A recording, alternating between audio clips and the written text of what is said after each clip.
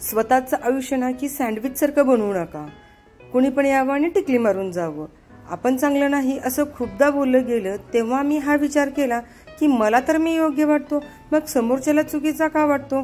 तेव्हा मनातून आवाज आला, समोरच्याला आपल्या काही गोष्टी स्वीकारता आल्या नाही की तो आपल्याला चुकीचं ठरवत असतो. काही नाही, बाकी काहीच नाही. जो तो त्याच्या त्याच्या जागी योग्य असतो. त्याच्या नजरेने, त्याच्या मनाने ठरवलेलं तेच खरं असतं. त्याच्यासाठी दोन बाजूतील एक बाजू नेहमी ठळक असते आणि दुसरी धूसर असते. आपण दोन्ही बाजू बघितल्या की हे समजतं की जो तो ज्याला त्याला आपण योग्यच वाटत असतो. म्हणून दरवेळी समोरचा चुकीचा आणि आपण बरोबर आहोत असंच वाटत असतं. चला तर आयुष्याचं सँडविच तर आपल्याला बनवायचं नाहीये, पण आपल्याला खाण्यासाठी मस्त असं सँडविच बनवायचं आहे. हे मी साहित्य जे तुम्हाला दाखवलं आहे हे बॉम्बे सँडविच चटणी बनवण्यासाठी आहे. आणि पटकन एकदा मिक्सरमध्ये आपण बारीक करून घेऊ, त्याची पेस्ट करून घेऊ. आणि मी साईड बाय साईड तुम्हाला ह्या सगळ्या गोष्टी दाखवलेल्या आहेत. कोथिंबीर घ्या, मी इथं ऍड करून घेतलेले आहे. कोथिंबीर थोडीशी जास्त घेतला तरीही चालेल. नंतर त्यामध्ये थोडंसं पुदिना घाला. 7 ते 8 पाकळ्या पुदिन्याचे चालतील किंवा 10 ते 12 तुम्ही घालू शकता. आणि नंतर लसूण घाला, थोडंसं अद्रक आलं घालू शकता. आणि नंतर मिरची घाला, तुम्हाला तुमच्या तिखटीप्रमाणे तुम्ही मिरची घालू शकता. आणि नंतर जिरे आणि मेन इन्ग्रेडियंट्स आहे म्हणजे आपला हा डाळ. त्याला काय म्हणता तुम्ही माहित नाही, आम्ही तर फुटाणे डाळ म्हणतो त्याला. आणि मस्त असं आपण हे चटणीसाठी वापरतो, जे आपण साऊथ इंडियन चटणी बनवतो ना त्यासाठी आपण वापरतो. तर ही आहे आपली डाळ. तर अशा पद्धतीनं तुम्ही हे मस्त असं मीठही घाला त्यामध्ये आणि किंचित थोडंसं लिंबू पिळा त्यामध्ये. आणि नंतर साखरही थोडं तुम्हाला घालू शकता, पण मी साखर घातलेलं नाहीये. आणि मस्त असं पेस्ट करून घ्या. ही झाली आपली बॉम्बे सँडविच चटणी. नंतर काय करायचं आहे आपल्याला की गार्लिक ब्रेडला जसं आपण लसूण वगैरे किसून घेतो ना त्याच पद्धतीने करून घ्यायचं आहे. मी इथं लसूण किसून घेतलेली आहे. आणि नंतर त्यामध्ये आपल्याला घालायचं आहे बटर. तर ऍक्च्युली इथं चिली फ्लेक्स ऑर्गॅनिक ही तुम्ही इथं घालू शकता, त्यामुळे त्याची टेस्ट खूप छान होते. आणि गार्लिक ब्रेड असतो ना तर सेम प्रोसेस अशीच आहे की मस्त अशी आपण चिरून घ्यायचं आहे किंवा किसून घ्या तुम्ही. मिक्सरला बारीक केलाही तरी चालतं लसूण.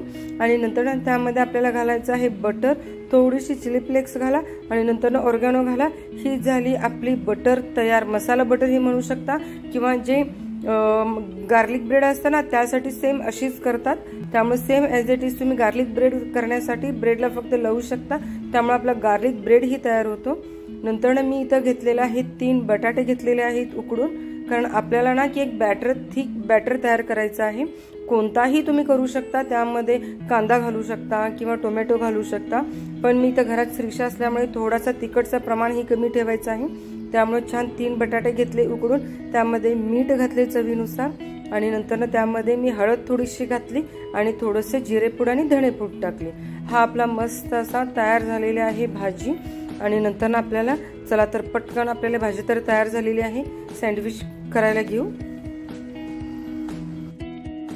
सँडविच हा असा प्रकार आहे की तुम्ही त्यामध्ये काहीही घालू शकता आणि वर चीज किसून घाला, मस्तच लागते. प्रत्येकांच्याकडे वेगवेगळ्या पद्धतीनं करतात. कॉर्नही घालू शकता आपण उकडून त्यामध्ये किंवा मसालाही त्याचा तयार करून घेऊ शकता.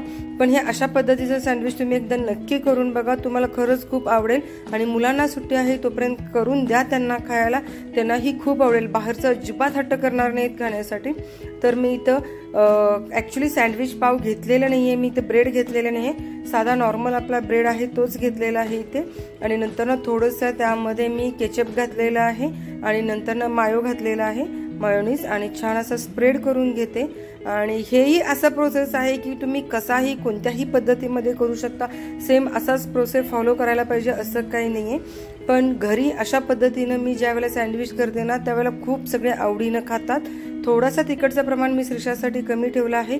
पण तुम्ही ज्यावेळेला चटणी बनवत असतो ना त्या चटणीत तुम्ही अजून एक मिरची ऍड करून तुम्ही घालू शकता. त्यामुळे मस्त अशी सँडविच तयार होते. आणि चीज, वाव, चीजमुळे तर ना की सगळ्यांचा काय म्हणतात ना की पदार्थ, कोणताही पदार्थ असो तो हाय लेवलला जातो. तर इथे मी छान असं सगळं स्प्रेड करून घेतलंय. आणि ही ग्रीन चटणी खरंच तुम्हाला सांगते खतरनाक लागते. कधीही सँडविच करायचं असेल ना तर ही चटणी करायला विसरू नका. ही चटणी आणि ब्रेड जरी लावून खाल्ला ना तरी खूप टेस्टी लागून जाते. त्यामुळे ही चटणी नक्की बनवून घ्या. नंतर आपण जे काही गार्लिक आणि बटर मिक्स करून घेतलेलं होतं ना, तर ते ह्याच्यावरती स्प्रेड करून घ्या. त्यामुळे खूप छान आणि मस्त लागते. प्रोसेस अशीच करावी अशी काही नाही, थोडं स्टेप्स वर खाली झाले तरीही चालतात. ह्यामध्ये तुम्ही काकडीचे स्लाइस वगैरे घालू शकता किंवा टोमॅटोचे स्लाइस, कांद्याचे स्लाइस वगैरेही ह्यामध्ये तुम्ही घालू शकता, तेही छान लागतं. त्यामुळे अशा पद्धतीने तुम्ही झटपट आणि काय म्हणतात ते 7 ते 10 मिनिटात होणारी ही रेसिपी आहे. खूप जास्त वेळ लागत नाही आहे ह्या गोष्टी करण्यासाठी आणि मुलंही खुश होतील. आपणही एक काय म्हणतात की नवीन असा प्रकार आपलाही होऊन जाईल आणि आपली टेस्ट पण थोडीशी चेंज होऊन जातील. रोज रोज डेली ब्रेड पाव खाणं हे योग्य नाही आहे, पण ॲटलिस्ट एक महिन्यातून एकदा दोनदा तरी मुलांना करून द्या, त्यांना ही टेस्ट चेंज होतील. त्यामुळे बाहेर हट्ट करणार नाही आहेत. आणि बाहेर ना की सँडविचचा रेट एवढा असतो ना की विनाकारण त्याला पैसेही द्यावे लागतात. त्यामुळे घरच्या घरी छान असा मस्तपैकी आपला सँडविच तयार होतो. आणि भरपूर प्रमाणामध्ये चीज घालून घ्या. त्यामुळे चीजमुळे ना तर मुलं खूप आवडीनं खातील आणि मुलांसाठी चीज हे हेल्दीच आहे. सो त्यामुळे तुम्ही अशा पद्धतीने सँडविच करा. वाटल्यास तर तुम्ही ह्यामध्ये भाजीही घालू शकता, जी तुमची मुलं खाणार नाही आहेत किंवा खात नाही आहेत. त्यामुळे ही भाजी घालून जरीही त्यांना दिला तरीही चालेल. थोडा तिखट हवा असेल तर चिली फ्लेक्सही नंतर इथं वर ॲड करू शकता. ऑर्गॅनो ह्यामध्ये ॲड करून द्या आणि मस्त असा हा क्लोज करून घ्या आणि टोस्ट करून घ्या. सँडविच टोस्टर जर तुमच्याकडे असेल तर त्यामध्ये तुम्ही टोस्ट करू शकता. नसेल तर तुम्ही एका पॅनमध्ये आपला जो निर्लेप तवा वगैरे म्हणतो ना, तर त्यामध्येही आपल्याला थोडंसं तव्यावरती भाजून घेतलं तरीही चालेल. थोडंसं बटर लावून द्या आणि मस्त असा छान आपला सँडविच तयार होतो. आणि कसा वाटला व्हिडिओ? आवडल्यास नक्की शेअर करा, लाईक करा, सबस्क्राईब करायला विसरू नका. आणि नक्की तुम्ही एकदा करून बघा. अशा पद्धतीनं तुम्हालाही खूप आवडेल आणि मस्त असा सँडविच लागतो आपल्याला. थोडंसं काहीतरी चेंज होतं, त्यामुळे नक्की एकदा बनवून बघा.